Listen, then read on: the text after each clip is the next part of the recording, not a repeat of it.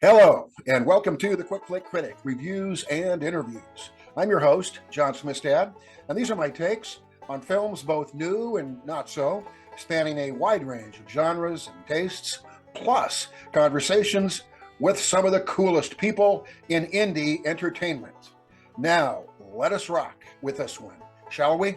My guest today on the FLICK Critic Reviews and Interviews, this is really special for me. I'm a big fan of the band that he was in.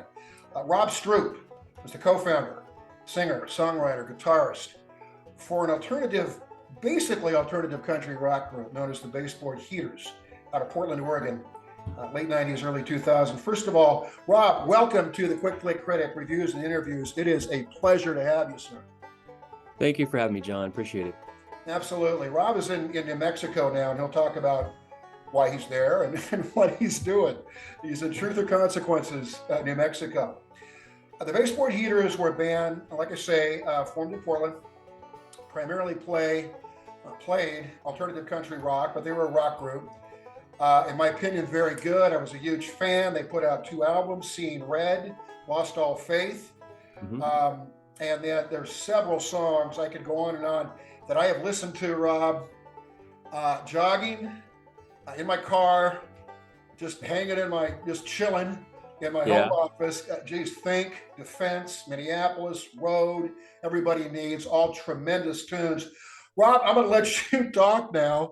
Talk about the Baseboard Heaters, how they came to be, and what kind of music you guys played, and kind of what became them down the line as a group. Yeah, so Matt Brown, my co-founder in the band, and I had been in bands together since junior high. Like we grew up together. But that was the first band I actually played guitar and sang. I was a drummer originally, so that was like my kind of debut into being a frontman and singing and writing songs. So yeah, in terms of the genre, it was like the mid 90s, and there was the whole Seattle scene was happening, but kind of like what was happening simultaneously was kind of the no depression scene. Yeah. If you could call it that, kind of, the bands that called themselves alt country or Americana.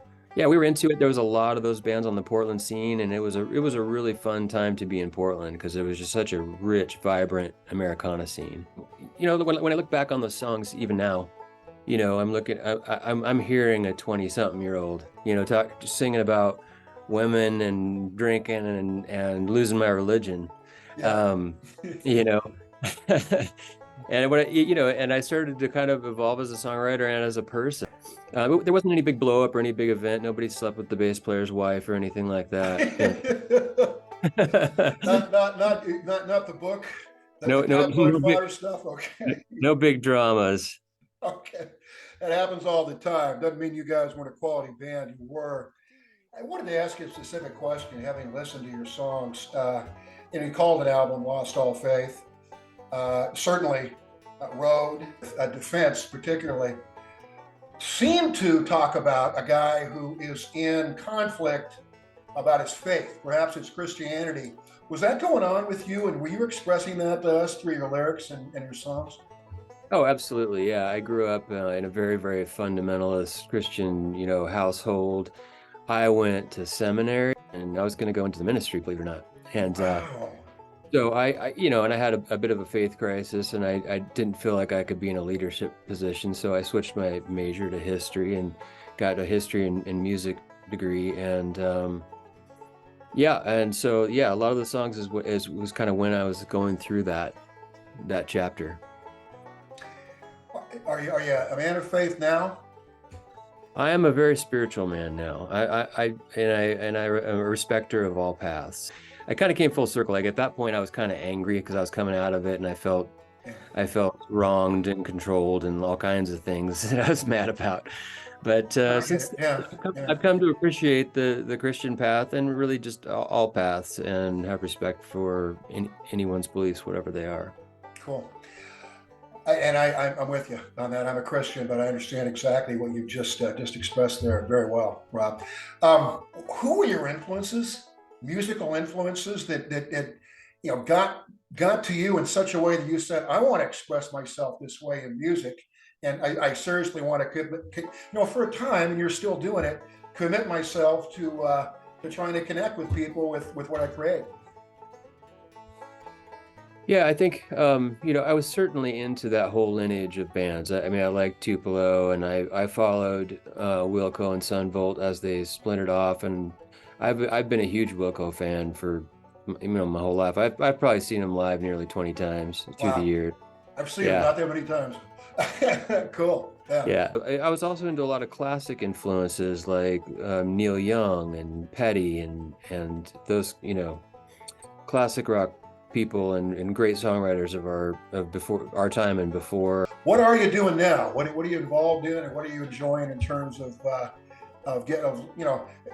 tapping into your exceptional creative gift, but then expressing it and using it as well? My primary outlet these days, I was actually touring pretty heavily up through 2019.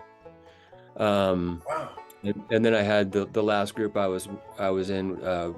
We broke up that year, and then COVID hit, and so but since 2003, right around the time the Heaters were kind of coming to a close, I started a recording studio in Portland called 8-Ball Studio. Mm-hmm. And I ran that for nearly 15 years before I moved my studio down here to New Mexico, and just made a whole bunch of records. So a lot of my talent has been channeled into the studio. I play a lot of instruments in the studio, do a lot of singing. I'm still songwriting, but I'm not doing a whole lot of performing right now. That may change again, but after COVID, I kind of just took a little break. And I'm also, like, my other studio focus is podcast. What led you to Truth or Consequences, New Mexico? Well, we started touring. The last group I was in, we're touring through the Southwest, and I grew up in Texas, so yeah. Okay, yeah. Well, Yep.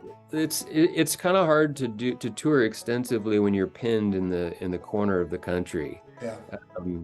Portland's a great place. I grew up in the area. We kind of picked a place to more centrally tour from. I kind of had the idea, I had been dabbling in the destination studio idea, so I would take over my friend's beach house, and we'd all go out there and make a record. So I kind of like the idea of getting out of your element and really immersing yourself in a record. Yeah. I thought about building a destination studio in a town that has hot springs and nature and trails and rivers and lakes, and I really like this little town. It's a small town, but it's a small tourist town with hot springs. So yeah.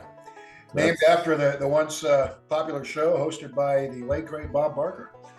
Yeah, Bob Barker hosted the show for a time, but boy, you got me on the spot now. I can't remember the name. Was it Alex Trebek? Did he do it then? No. Bill Cullen? I should know this. Yeah. Barker's the guy I remember when I was just a kid. Yeah. Yeah, Bob Barker was there for a while. Ralph Edwards. Ralph Edwards. Yeah, that's it. So basically this town was named Hot Springs, New Mexico, and that show put out a nationwide challenge to towns that would change the name of their town to the name of the show. And if they did that, they would bring Hollywood to the town, and they did. They built a civic center here. Oh wow. They filmed the show here for years. We've got a little museum that has a whole section on that show. So it's really interesting. That's awesome, man. Rob, thanks so much for being a part of the FLICC CRITIC Reviews and Interviews. I really appreciate this. It's been an honor, man. It's been cool. Yeah, you bet, John. Thanks for having me on. Thanks for watching this episode of the FLICC CRITIC Reviews and Interviews. Now I ask that you please subscribe and be notified of my continuous new episode announcements. As always, you can read all of my FLICC reviews on my long-running blog, The FLICC Critic, at this URL you now see displayed on your screen right down here. So until next time, make it a great day and make it count. Goodbye, everybody.